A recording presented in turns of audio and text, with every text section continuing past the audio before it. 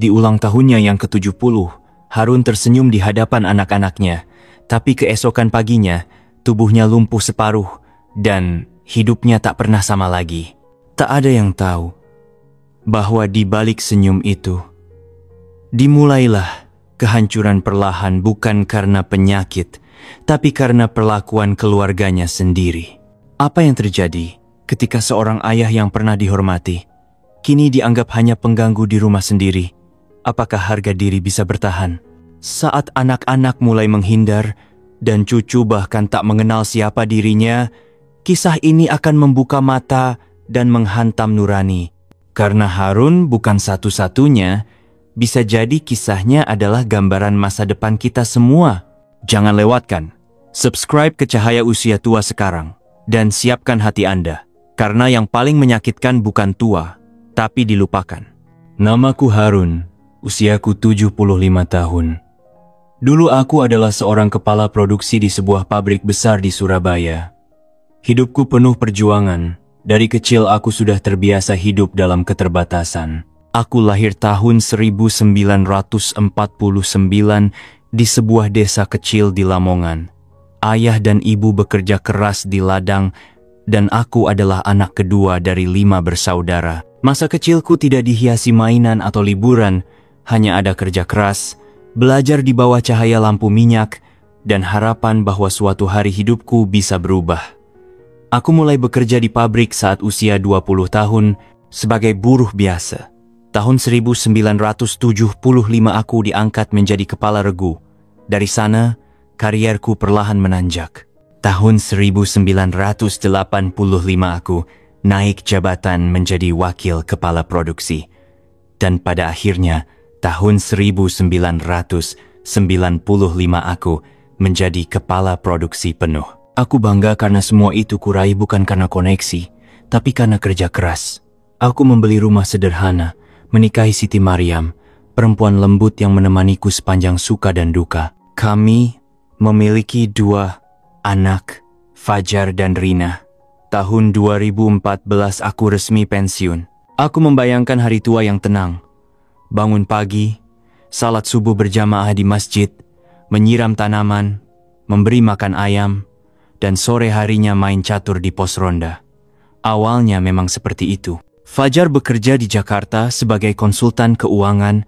Rina tinggal di Surabaya bersama suaminya dan 2 anak mereka. Setiap minggu, Rina datang menjengukku, membawa masakan kesukaanku.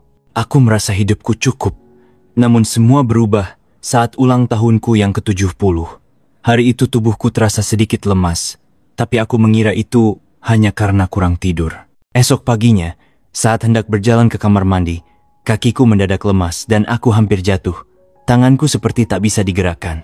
Aku panik, tapi mencoba menyangkal. Aku tetap melangkah pelan, menahan diri sambil berpikir ini hanya kram biasa.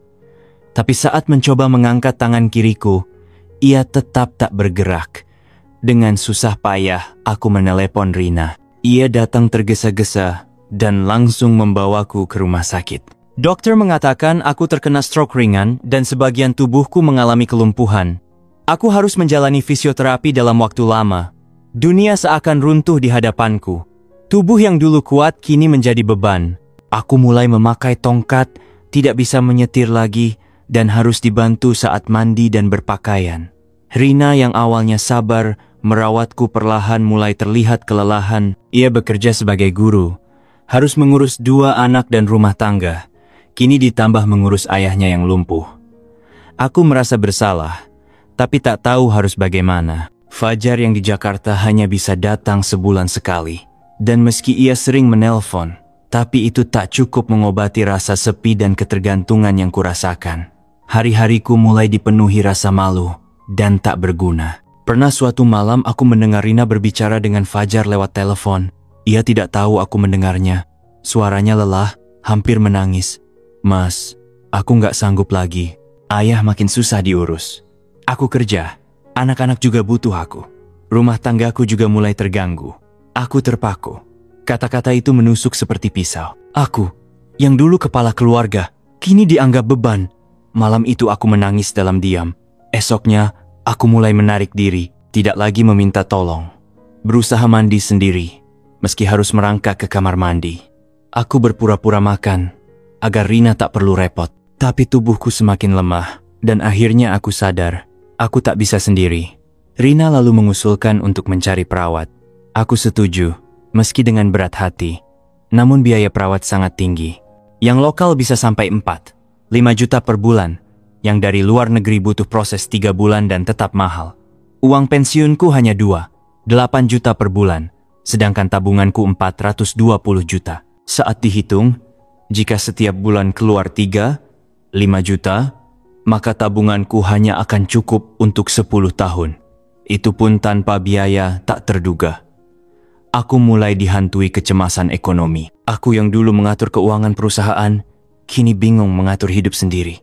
Aku takut suatu saat aku benar-benar tidak punya apa-apa. Aku menjadi gelisah, sering terbangun tengah malam, menghitung dan menghitung lagi. Suatu hari aku pergi ke bank bertanya langsung, jika saya hidup sampai 90 tahun dengan pengeluaran seperti sekarang, apakah tabungan saya cukup? Petugas bank hanya tersenyum kaku, menjawab jujur bahwa mungkin hanya cukup sampai usia 85, itu pun jika tidak ada inflasi besar. Ketakutan semakin besar. Aku mulai merasa hidupku tak ada artinya. Setiap pagi hanya duduk, makan, terapi, lalu kembali duduk. Dulu aku suka memperbaiki perabotan rumah, bercocok tanam, bahkan ikut pengajian warga. Sekarang, semuanya hilang. Aku merasa seperti bayangan. Ada tapi tak berguna. Puncaknya adalah saat Rina datang dan tanpa sengaja bilang, "Ayah, maaf ya, rumah ini sempit. Nanti kalau cucu tambah besar mungkin kita cari tempat lebih luas." Aku tahu maksudnya, bahwa keberadaanku mulai mengganggu. Aku kembali menangis malam itu. Namun hari itu juga aku menemukan sebuah kardus tua di sudut lemari, berisi foto-foto lama. Foto saat aku diangkat jadi kepala regu, saat menikah, saat Fajar dan Rina lahir, saat kami sekeluarga liburan ke Batu. Aku melihat sosok muda dalam seragam kerja, dengan senyum penuh harapan. Aku melihat Maryam, almarhum istriku, tersenyum sambil menggendong bayi Fajar. Aku tak kuasa menahan air mata. Aku bukan orang yang tak berarti. Aku pernah berjuang. Aku pernah dicintai. Aku pernah bermanfaat. Malam itu aku mengambil perekam suara kecil yang dulu kubeli untuk keperluan kerja. Aku mulai merekam suaraku. Namaku Harun. Ini kisah hidupku. Aku berbicara pelan ke dalam perekam suara. Suaraku gemetar tapi penuh niat. Aku pernah muda, pernah kuat, pernah menjadi seseorang yang dibutuhkan. Tapi sekarang, aku hanya duduk menunggu hari berganti. Berharap rasa sepi ini tidak semakin menyesakkan. Setiap malam, aku menyalakan alat itu, menceritakan sedikit demi sedikit kisah hidupku, tentang bagaimana aku belajar memperbaiki mesin tua di pabrik, tentang malam-malam aku pulang larut demi menepati target produksi, tentang bagaimana Maryam selalu menyambutku dengan senyum hangat meski wajahku penuh peluh, tentang bagaimana kami berhemat demi bisa menyekolahkan anak-anak hingga sarjana. Suara-suara itu kini menjadi pengingat bahwa aku pernah berarti. Merekam kisah hidupku membuatku merasa hidup kembali. Ada hal yang bisa kulakukan. Ada cerita yang layak dikenang. Beberapa minggu kemudian, Rina menemukan perekam suaraku di meja. Ia memutar salah satu rekaman, lalu diam. Aku memperhatikannya dari kursi roda, berdebar. Setelah beberapa menit, ia berbalik. Matanya berkaca-kaca. "Ayah, semua ini kenapa tidak pernah ayah ceritakan sebelumnya?"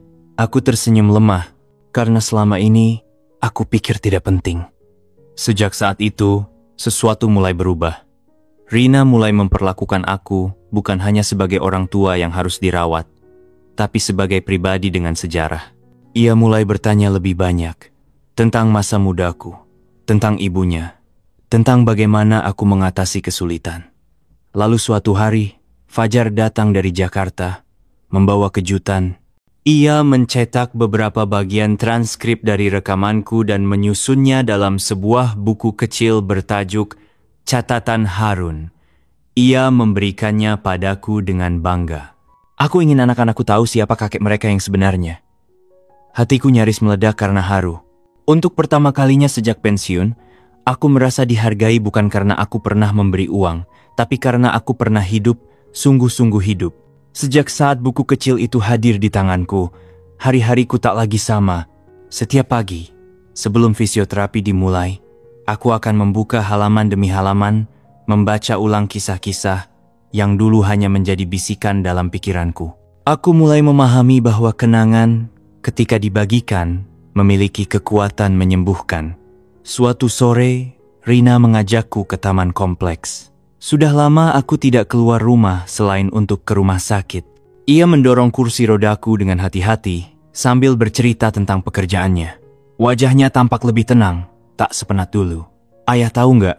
Sejak baca cerita ayah, aku jadi lebih kuat. Aku pikir aku sedang sendirian mengurus semuanya. Ternyata ayah juga pernah lewati masa-masa lebih berat. Aku menatap langit yang mulai jingga. Hati ini terasa ringan. Untuk pertama kalinya dalam bertahun-tahun, aku merasa menjadi bagian dari hidup anakku kembali, bukan sekadar pengingat kewajiban. Beberapa hari kemudian, Rina mengusulkan sesuatu yang tidak kuduga. Ayah, bagaimana kalau kita unggah cerita-cerita ini ke media sosial? Biar lebih banyak orang bisa baca. Banyak orang tua lain yang mungkin merasa seperti ayah, dan anak-anak mereka mungkin juga bisa belajar sesuatu. Awalnya aku ragu. Aku bukan orang yang paham teknologi. Tapi melihat semangat Rina, aku mengangguk. Kalau kamu pikir itu bisa bermanfaat, ayo. Ia mulai mengetik ulang kisah-kisahku, mengedit sedikit demi sedikit, lalu membuat akun bernama Catatan Ayah Harun. Tidak kusangka, seminggu kemudian, beberapa unggahan mendapat ratusan komentar. Banyak yang menuliskan bahwa mereka tersentuh, bahwa mereka juga punya orang tua yang mereka abaikan tanpa sadar, atau bahwa mereka sendiri adalah lansia yang merasa dilupakan. Aku membaca setiap komentar dengan mata berkaca-kaca. Ada seorang wanita muda yang menulis, "Setelah baca ini, saya langsung menelepon ayah saya yang sudah lama tidak saya kunjungi." Rina memelukku sambil berkata, "Ayah tidak hanya menolong dirimu sendiri, ayah sedang menolong banyak orang." Dan untuk pertama kalinya, aku percaya kata-katanya. Kebahagiaan sederhana yang mulai tumbuh di rumah ini tiba-tiba diuji kembali. Suatu pagi, ketika sedang menulis catatan baru untuk rekaman kisahku, aku mendengar Rina berbicara di telepon dengan suara pelan, namun terdengar tegang. "Mas, aku tahu, tapi biaya sekolah anak-anak juga makin tinggi. Dan ayah masih butuh fisioterapi." Aku bingung. Jujur, jantungku berdegup kencang. Aku tak ingin mencuri dengar, tapi kata-kata itu menggema jelas di benakku. Biaya. Lagi-lagi semua berujung pada uang. Aku menatap jari-jari tanganku yang gemetar. Tubuh ini, yang dulu begitu produktif, kini hanya bisa menambah beban. Aku mulai meragukan kembali keberadaanku. Ketika Rina masuk ke kamar dengan senyum lelah, aku pura-pura tak tahu apa-apa, tapi senyumnya tak mampu menyembunyikan garis-garis kekhawatiran di wajahnya. Malam harinya aku terjaga cukup lama. Aku membuka kembali buku catatan dan mulai menulis. Apakah aku masih layak tinggal di rumah ini? Apakah waktunya aku pergi? Esok harinya, aku meminta Rina duduk bersamaku di teras. Angin pagi mengayunkan daun-daun dengan lembut, tapi di dada ini ada badai. "Rina, ayah sudah lama berpikir. Bagaimana kalau ayah pindah ke panti jompo? Biar kamu bisa lebih fokus pada keluarga dan pekerjaan." Matanya membelalak, lalu berkaca-kaca.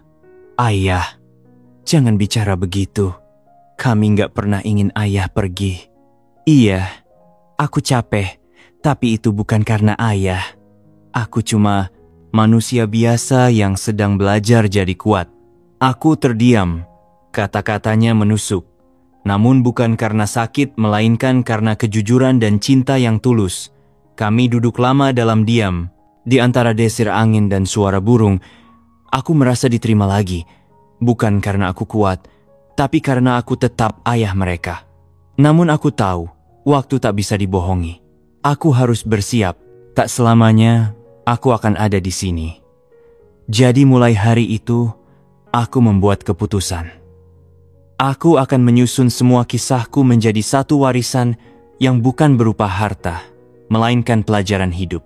Untuk Fajar, untuk Rina, untuk cucu-cucuku, agar mereka tahu siapa Harun sebenarnya dan bagaimana caranya tetap manusiawi meski di ujung usia. Saat aku mulai menyusun kisah demi kisah dalam rekamanku, tak bisa kuhindari satu bab yang paling sulit untuk kuceritakan. Kehilangan Maryam, istriku, sahabatku, perempuan yang menemaniku sejak awal perjalanan hidup ini.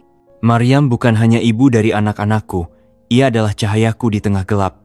Seorang perempuan yang lembut tutur katanya, tapi tegas dalam prinsip. Selama lebih dari 4 dekade pernikahan kami, ia tak pernah mengeluh meski hidup kami tidak mudah. Aku masih ingat jelas, tahun 1986, saat fajar, demam tinggi tengah malam, dan aku harus lembur di pabrik. Maryam menggigil di depan rumah sakit, sendirian menunggu giliran diperiksa. Ia tidak meneleponku, tidak menggangguku. Ia hanya berkata esok harinya, "Alhamdulillah, Fajar sudah baikan. Ayah pasti capek ya semalam?" Air mataku menetes saat merekam bagian ini. Bahkan sekarang, suaraku bergetar hanya dengan menyebut namanya. Kehilangan Maryam di tahun 2022 karena komplikasi diabetes adalah pukulan paling telak dalam hidupku. Ia dirawat di rumah sakit selama 1 minggu. Hari-hari itu adalah hari paling sunyi dalam hidupku, meski kamar penuh oleh anak dan cucu. Sebelum hembusan napas terakhirnya, ia menggenggam tanganku erat. Suaranya lirih, namun jelas. "Harun, jangan biarkan dirimu hancur setelah aku pergi. Tetap hidup, ya. Tetap ada untuk anak-anak kita." Itulah wasiat yang tertanam dalam-dalam di hatiku. Tapi tetap saja, ketika malam datang dan tempat tidur itu kosong, aku merasa separuh jiwaku ikut dikubur bersamanya. Aku tak sanggup masuk ke dapur tempat ia biasa memasak, tak sanggup membuka lemari bajunya. Aku bahkan membiarkan beberapa pakaiannya tetap tergantung, seolah ia masih akan kembali. Aku berhenti menulis, berhenti tersenyum, bahkan sempat berhenti sholat berjamaah.